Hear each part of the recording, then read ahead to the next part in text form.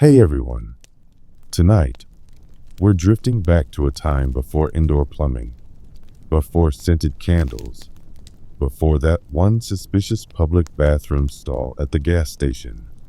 And yes, we're talking about toilets, medieval toilets, specifically. Now, I know that doesn't sound very regal, but trust me, if you want a real glimpse into medieval life, the castles, the kings, the peasants, the monks, you have to look not just at their battles or their crowns, but at their bathrooms, or rather, the lack of them.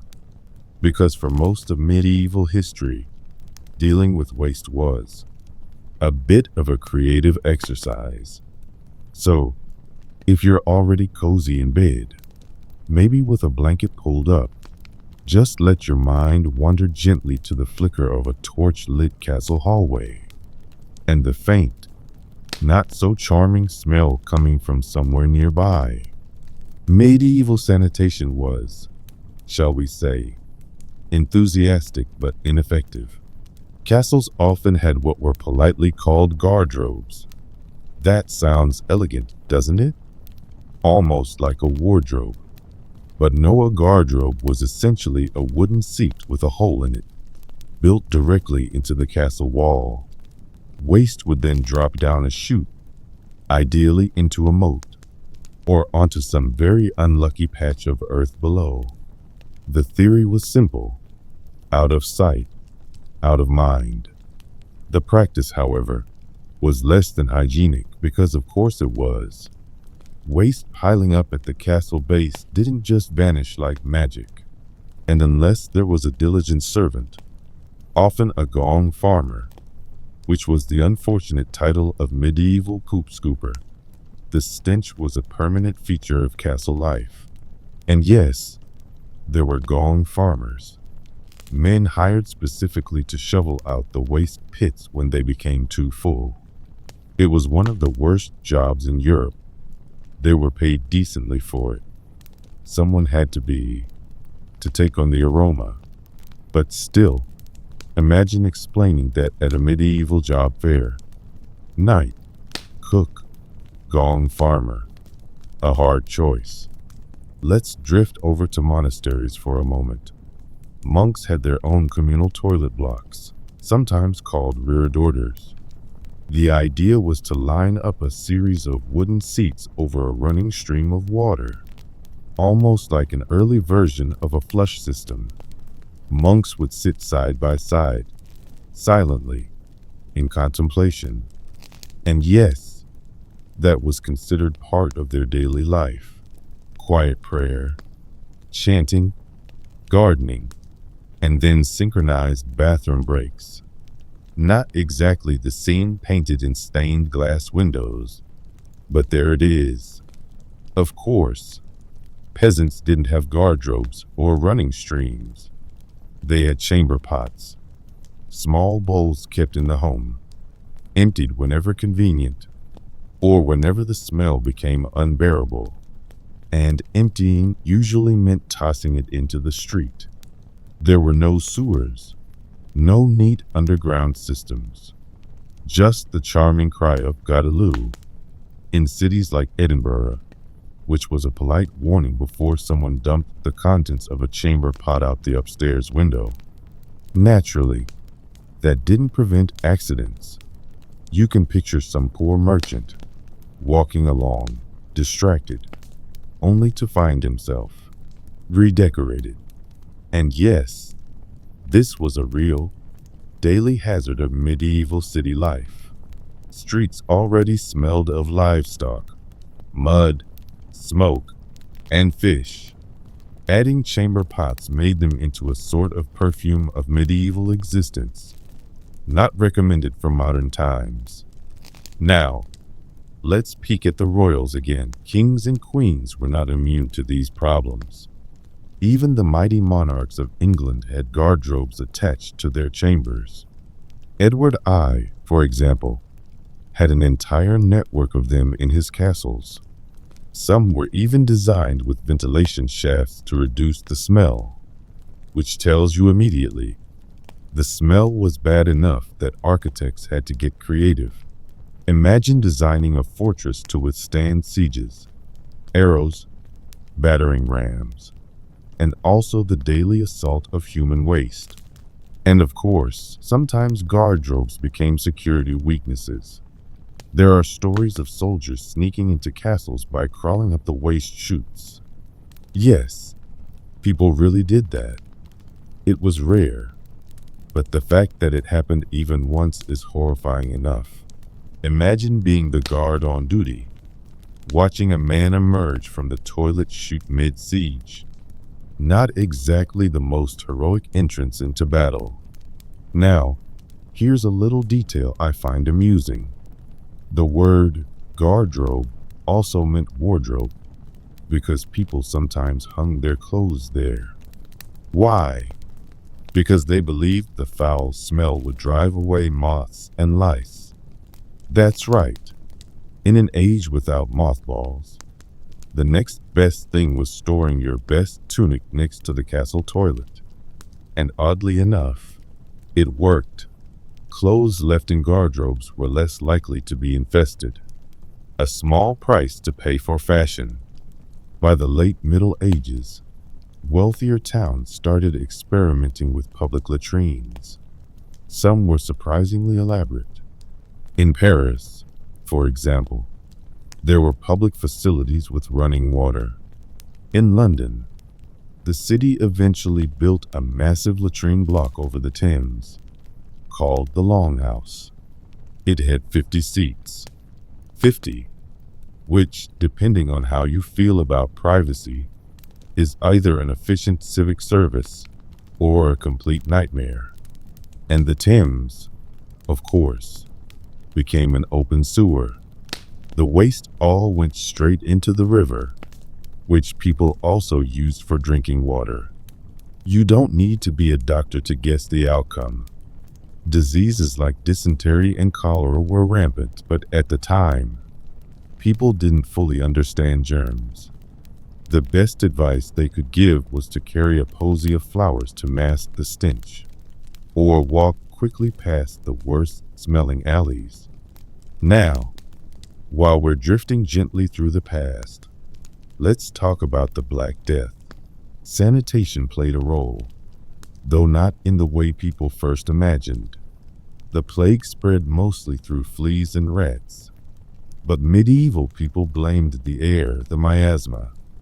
Bad smells were thought to directly cause disease, which, to be fair, wasn't entirely wrong.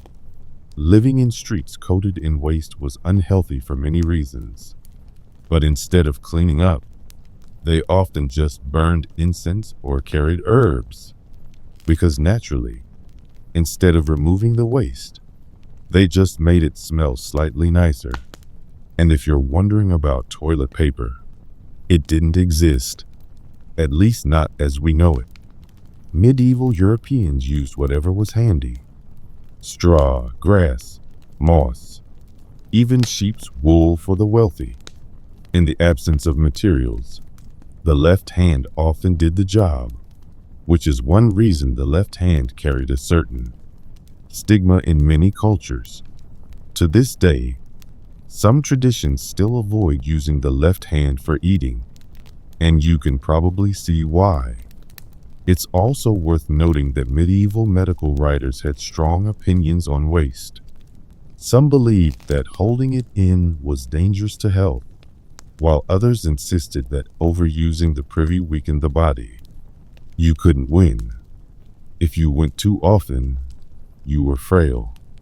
If you went too rarely, you were poisoning yourself. Imagine medieval dinner conversations, where alongside discussing the weather and politics, someone brings up the king's bowel habits as a serious medical concern. And yes, this happened. Let's drift now to the Renaissance, when things improved slightly. Cities began experimenting with cesspits and drains, though often these clogged quickly. In Elizabethan England, Cesspits were sometimes so neglected that they overflowed into neighboring houses. There's a lovely court record from the 1500s where one angry Londoner sues his neighbor because their cesspit leaked under his kitchen. That's not exactly the kind of home improvement show we want to imagine. And yet, despite all this, toilets were also places of symbolism. Thrones? Yes, the word we use for royal chairs comes partly from the association of sitting in state. Some monarchs even had servants called grooms of the stool, whose job was exactly what it sounds like. They assisted the king with his private business. Oddly enough, it was a prestigious role. Why? Because it gave direct access to the king. Imagine your entire political career depending on how well you handled royal bathroom duty. Henry VIII had several grooms of the stool, all of whom became powerful men in court, not because of their skill with chamber pots, but because they were trusted with the king's most private moments. It was politics, dressed up as plumbing. So, to summarize, if one can summarize such a fragrant topic, medieval toilets were an unavoidable part of life. Castles had guardrobes dropping waist down the walls. Monks shared streams. Peasants tossed chamber pots into the street. Cities experimented with public latrines. And through it all, the smell lingered. It wasn't glamorous. It wasn't hygienic. But it was undeniably human. And maybe that's the best bedtime thought, that no matter how powerful a king or how humble a peasant, everyone had to face the same reality. Eventually, nature calls. Let's drift onward then, from the guardrobes and chamber pots to another strange corner of royal life. Hey everyone, let's drift away now from the damp medieval guardrobes and move to somewhere a little warmer, somewhere with sand and temples and rather more sunlight than most of us would want streaming into our bedrooms. Yes, tonight, we're slipping quietly into ancient Egypt, a civilization famous for pyramids, pharaohs, and of course, pets. Because the Egyptians didn't just worship cats. They had a whole menagerie of animal companions, each with its own peculiar place in daily life. And as you might expect from a culture obsessed with the afterlife, some of these pets ended up enjoying far more posthumous luxury than the average Egyptian person. So, settle in. Imagine the slow flow of the Nile, the faint sound of reeds rustling in the breeze, and perhaps, nearby, a small but suspiciously divine-looking cat glaring at you. Now, cats are the obvious place to begin. We all know the stereotype. Ancient Egyptians adored cats. And yes, it's true. Cats were prized not just for being cute and mysterious, but for their very practical ability to kill vermin. Grain storage was the lifeblood of Egypt, and mice had a way of helping themselves. A good cat was the difference between famine and security. Naturally, cats earned their place in the household, but the Egyptians took it a step further. They didn't just like cats. They deified them. The goddess Bastet, often shown as a woman with the head of a cat, was worshipped widely, and temples to her housed thousands of sacred cats. When a family cat died, some households would shave their eyebrows in mourning, which makes sense, I suppose. Eyebrows are the least vital of body hair, so why not dedicate them to feline grief? And yes, cats were mummified, carefully, elaborately, wrapped up in linen and buried with offerings. Some cat mummies were even manufactured in bulk and sold to pilgrims, because of course they were. What better way to honor a cat goddess than by buying a pre-wrapped, spiritual cat souvenir? But cats were not alone in Egyptian affections. Let's drift to dogs. Egyptians loved dogs too, often hunting with them or keeping them as guards. They had breeds resembling greyhounds and salukis, sleek, elegant, capable of chasing game across the desert. Wealthy families sometimes adorned their dogs with collars inscribed with names like Brave One or Good Herdsman, which is endearingly familiar. 3,000 years later, we still give our dogs names like Buddy and Rover. Some things don't change. Dogs, like cats, were also sometimes mummified. Archaeologists have found whole dog cemeteries, with graves neatly lined up.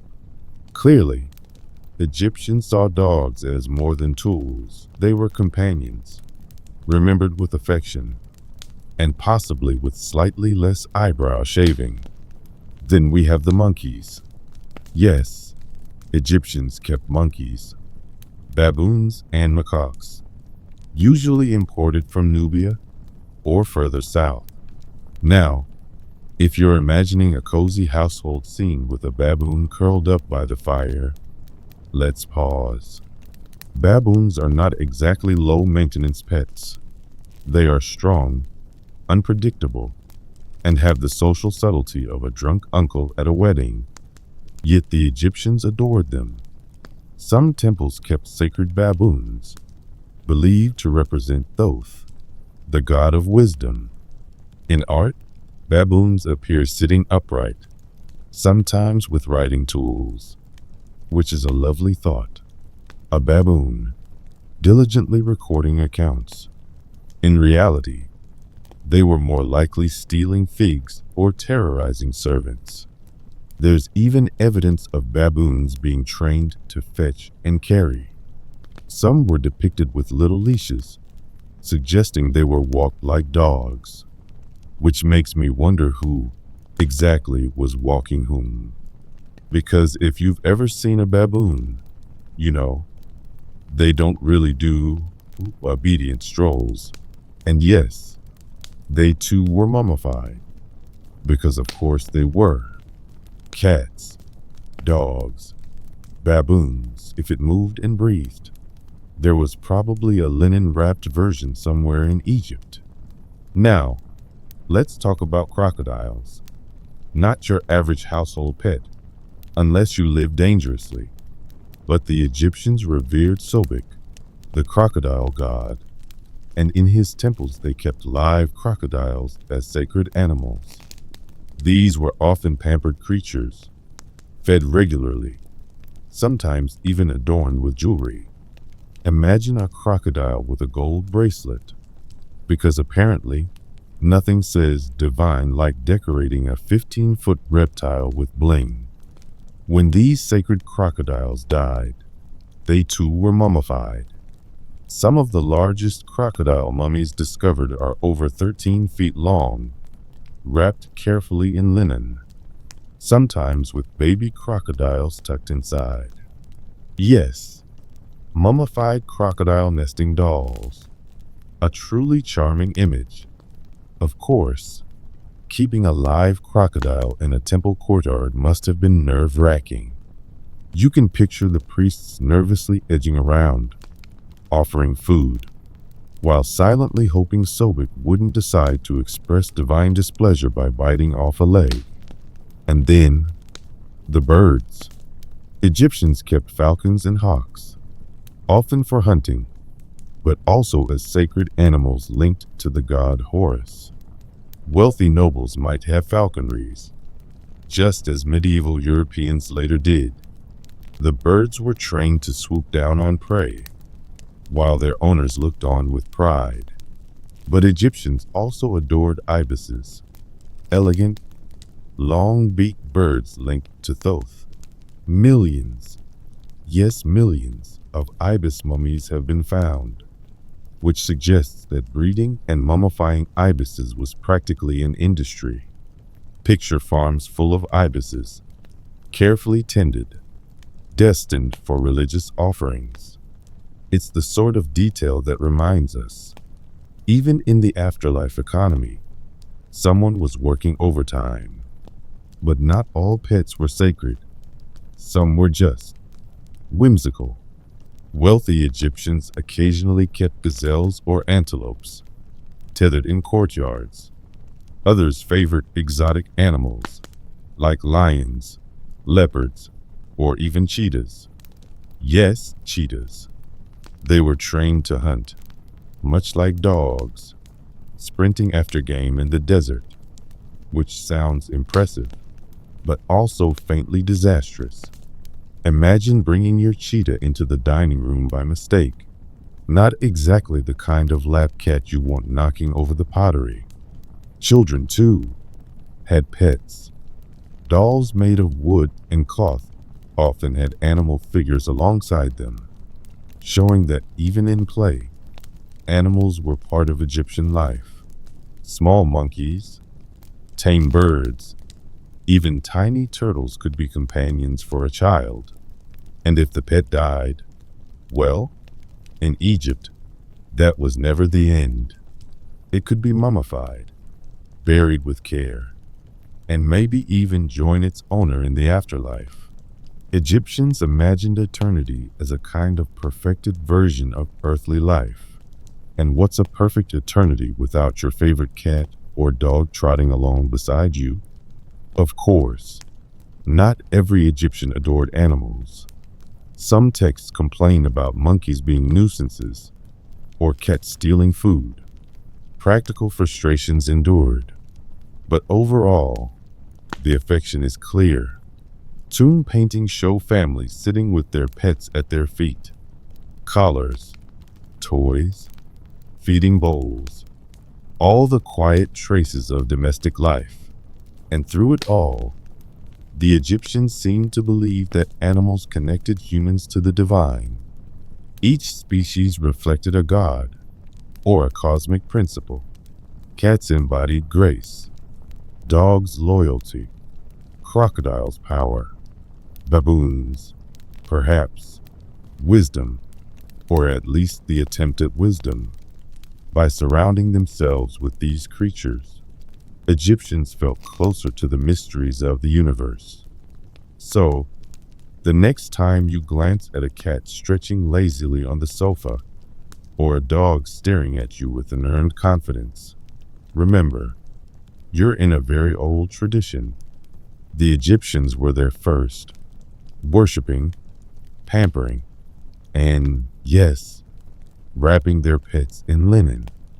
And maybe that's the softest bedtime thought of all, that across millennia, through empires rising and falling, humanity has always loved the quiet companionship of animals, whether curled at our feet, perched on our shoulders, or occasionally glaring at us from a temple altar. Let's drift now from Egyptian courtyards filled with cats and crocodiles to another curious corner of history, one that involves street food and the ancient hunger for something quick and easy.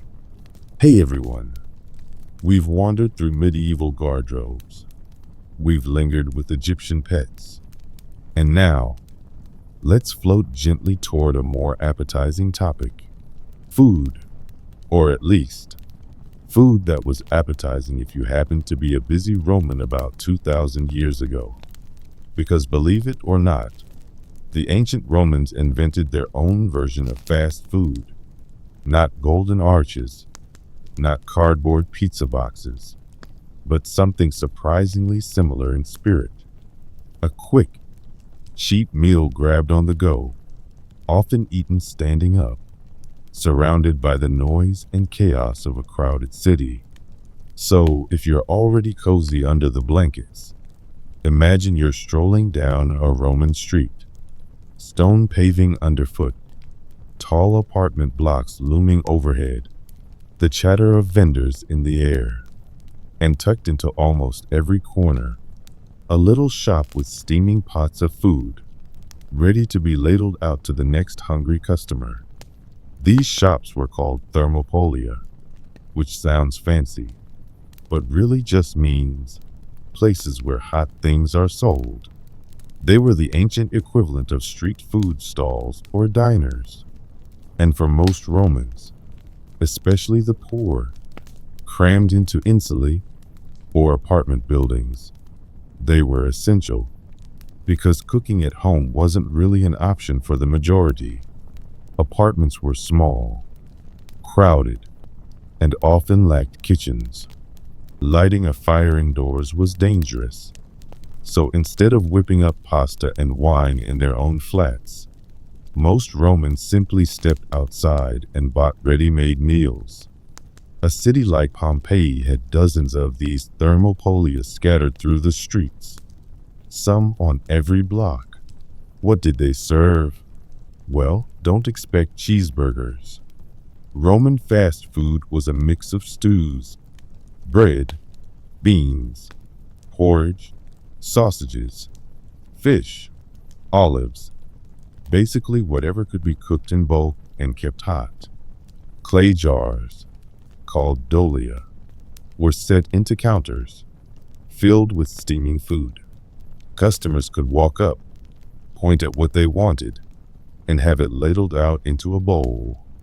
Think of it as the ancient version of pointing at the menu board and saying, "I'll have the usual." Bread, of course, was the backbone. The Romans ate it constantly, often dipping it into stews or sauces sold at these stalls. Sausages and salted fish were common too. Beans stewed in garlic and herbs were popular. And of course, there was always wine, sometimes watered down, sometimes spiced with honey or herbs.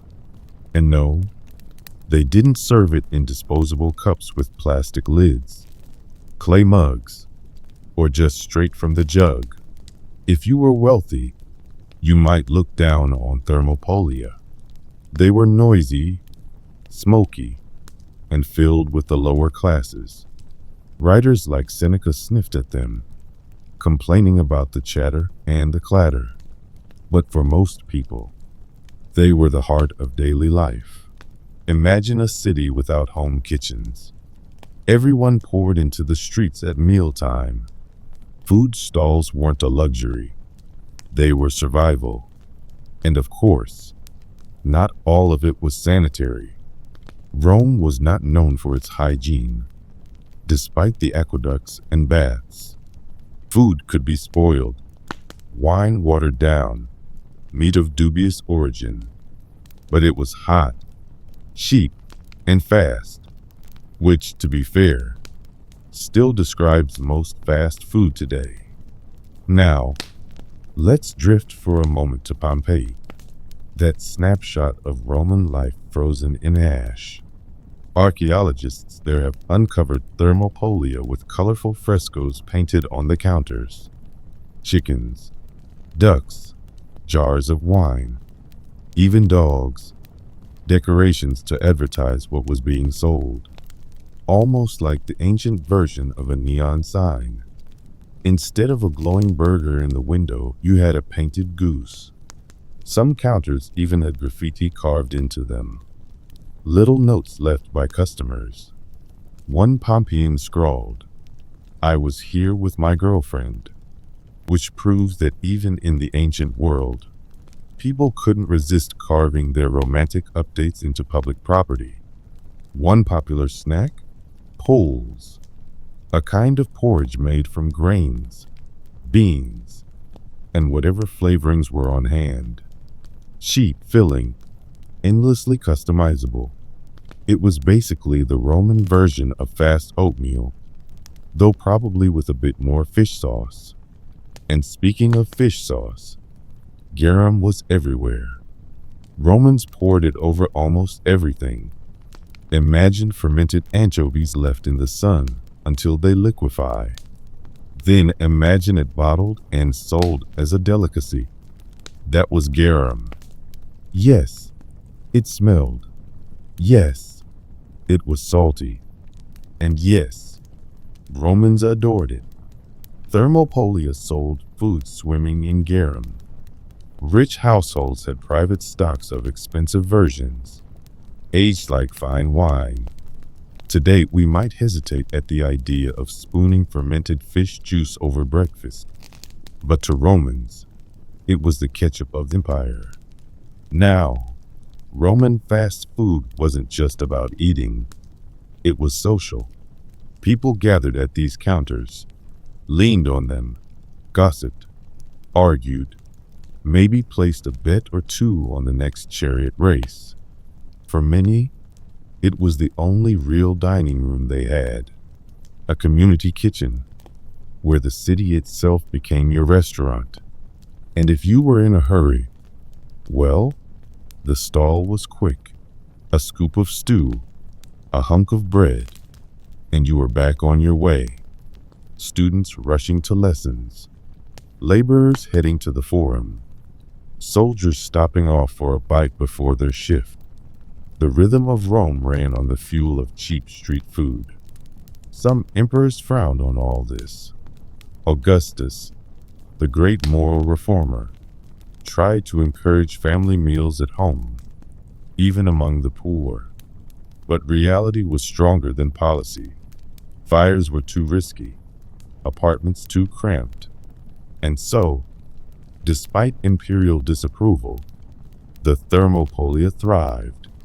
Of course, as with any food business, scandals arose. There are jokes in Roman literature about tavern keepers watering down wine, or serving dog meat disguised as pork. Whether true or not, the suspicion was always there, and it didn't help that taverns doubled as rather rowdy gathering spots. Gambling, drinking, and sometimes prostitution went hand in hand with the food. Not exactly Michelin star service. Still, the variety was surprising. Some stalls sold fine delicacies, catering to wealthier customers who didn't want a full banquet but still wanted something stylish. Cold meats, cheeses, pastries, even oysters, if you were brave enough to trust street oysters in the Mediterranean sun. Others catered to the absolute poor, serving nothing but bean porridge and sour wine. And then there was dessert. Yes, Romans had sweet street food, honey cakes, fried dough, dates stuffed with nuts. Not quite a McFlurry, but close enough. Children especially loved these treats, pestering parents for a honey cake much the way modern kids beg for ice cream. So, when you imagine ancient Rome, don't just picture senators in togas declaiming in marble halls. Picture a hot, noisy street lined with food stalls, the smell of garlic and fish sauce drifting through the air, the sound of a ladle clinking against a pot, hungry Romans leaning over counters, spooning stew into bowls, and wiping their mouths with the back of their hands. That was daily life. And perhaps the most Roman thing of all? Complaining about it. Writers grumbled about the noise, the smells, the crowds, just as people today complain about traffic at drive-thrus or soggy fries. Some human habits never change.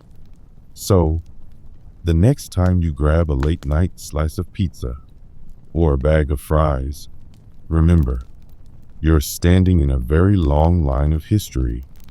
2,000 years ago, someone in Pompeii was doing the exact same thing. Only instead of fries, it was beans in garum, which, let's be honest, doesn't sound quite as comforting. And with that, let's wander onward, away from Roman fast food stalls, toward another curious tale. One about messages carried not by horse, not by train, but by some very determined riders racing across the American frontier. Hey everyone, let's drift gently away from Roman food stalls and street porridge, and move instead to something that sounds far more dignified: the Olympic torch relay. That glowing flame carried from runner to runner across countries, finally arriving at the stadium, lighting the cauldron, watched by millions. It feels ancient, doesn't it? As if it must have come directly from the games of Athens 2,000 years ago. Something eternal, something pure. Well, no, not exactly. The Olympic torch relay, in fact, has origins that are, how should we put this, less noble and more awkward, because the tradition, as we know it today, began not in ancient Greece, but in 1936 Nazi Germany, which is not exactly the branding the modern Olympics like to highlight. So, tuck yourself in, dim the lights a little more, and let's float slowly through the strange story of how a glowing torch came to symbolize international harmony, while being invented for propaganda. To be fair, the ancient Greeks did love fire. Fire was sacred. They kept flames burning in their temples, especially in Olympia. The goddess Hestia presided over the hearth. During the original Olympic Games, which began in 776 BCE, sacred flames were lit on altars to Zeus and Hera. Athletes might pray at them or make offerings. But, and this is important, there was no torch relay, no marathon of fire passing through cities. The flames stayed put. They were religious, not performative. The games themselves were about athletic contests, sacrifices, and religious rituals. But you wouldn't have seen a line of men jogging across the countryside holding flaming sticks like a ceremonial relay race. That part is entirely modern. So, how did we get from sacred temple flames to a televised relay spanning continents? Enter the 20th century.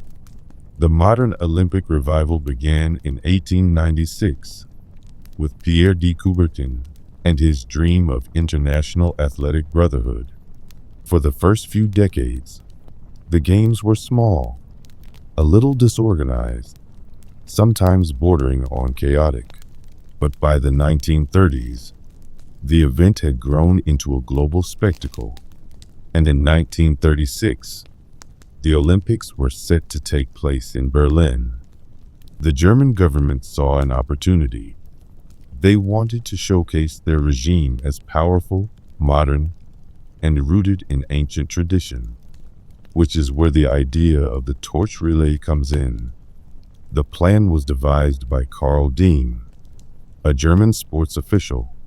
He suggested reviving the idea of an Olympic flame, not just lit at the games, but carried ceremonially from Greece all the way to Berlin.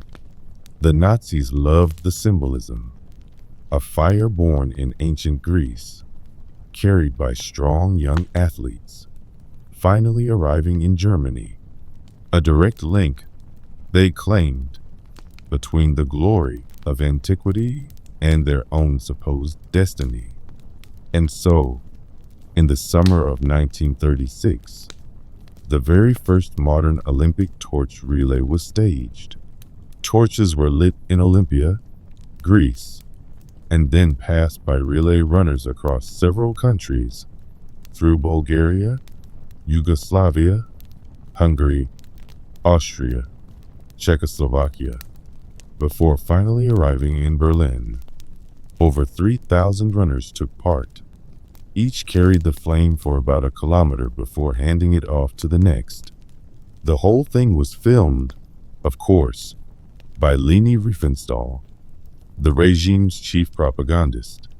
Her film Olympia captured the torch relay in sweeping, dramatic shots, presenting it as if it had been happening since time immemorial, which it hadn't.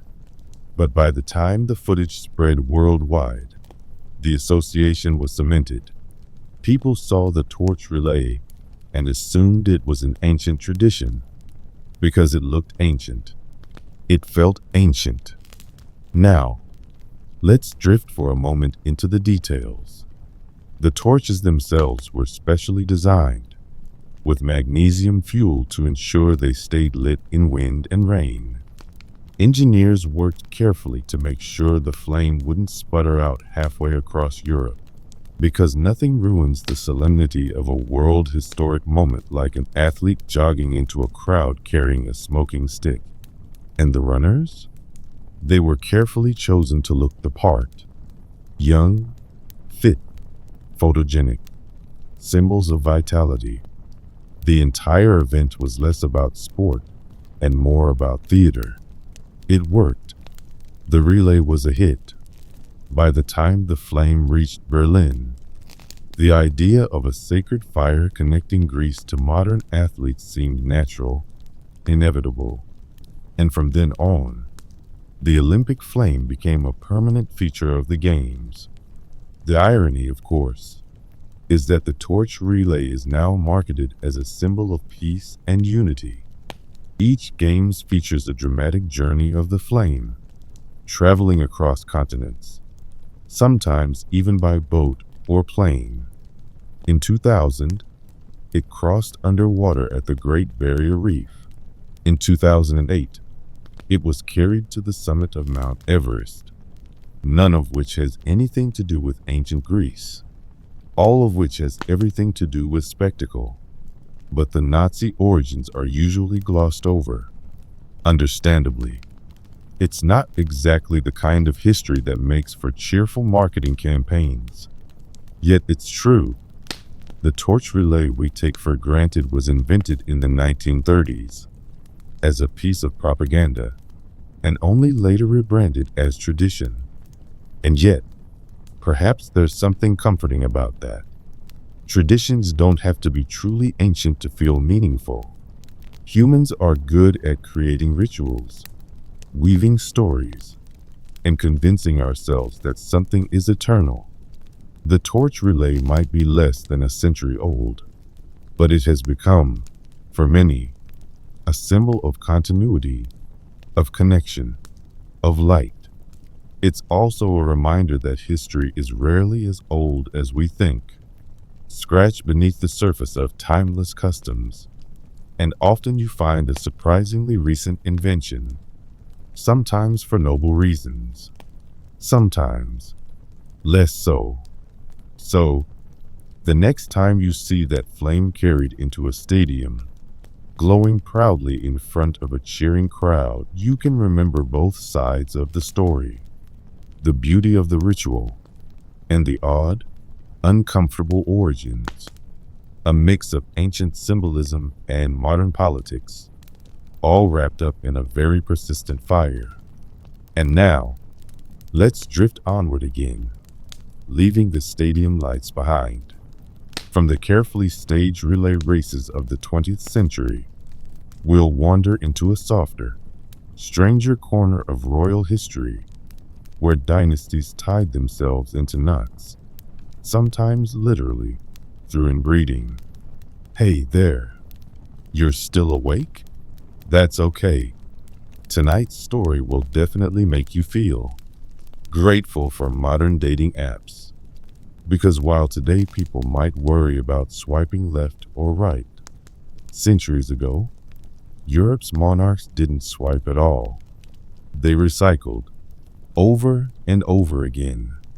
Tonight, we'll drift slowly through the strange, claustrophobic world of royal inbreeding, a place where family trees looped back on themselves, jaws grew wider than doors, and one king's genetic luck was so bad he could barely chew food. Let's begin. Why royals married their cousins. For most of European history, being royal was less about ruling and more about surviving. Surviving wars, surviving assassinations, and, most of all, surviving marriage alliances. Kings and queens weren't free to fall in love. Their spouses were chosen like chess pieces. The idea was simple. Marry within your class, keep your land safe, and ideally, expand your influence without needing another messy war. But here's the catch. There weren't that many royal families in Europe, and they all wanted to keep the royal bloodline pure, which meant cousin marriages. Lots and lots of cousin marriages. It was safe, it was practical, and over time, it became dangerous. The Habsburg Jaw. If you picture European royalty, chances are you're picturing a Habsburg. This dynasty ruled much of Europe for centuries. Spain, Austria, the Holy Roman Empire. They loved two things: politics and marrying each other. The result? The infamous Habsburg Jaw. By the 16th and 17th centuries, portraits of Habsburg monarchs show long, drooping chins, thick lower lips, and jaws that looked like they could double as a shelf. It wasn't just an artistic quirk, it was genetics. Centuries of intermarriage had concentrated traits until they became almost caricatures. Take Charles II of Spain, known as El Hechizado, or the Bewitched. He became king in 1665. His family tree? A genetic nightmare. His parents were uncle and niece. His grandparents? Also closely related. In fact, historians calculated that more than 25% of his genes came from just one common ancestor. The poor man could barely eat, had trouble speaking, and suffered from numerous health issues. He was also sterile, which meant, ironically, that centuries of inbreeding ended with him. The Spanish Habsburg line simply died out. The pharaohs did it first. Of course, Europe wasn't the first to play genetic roulette. The Egyptian pharaohs had been marrying siblings long before. Why? Because they weren't just kings. They were gods on earth, and you don't marry outside the family if you're divine. The famous Cleopatra, for example, married both of her younger brothers, which sounds unsettling today. And it was unsettling then, too, even for the Romans.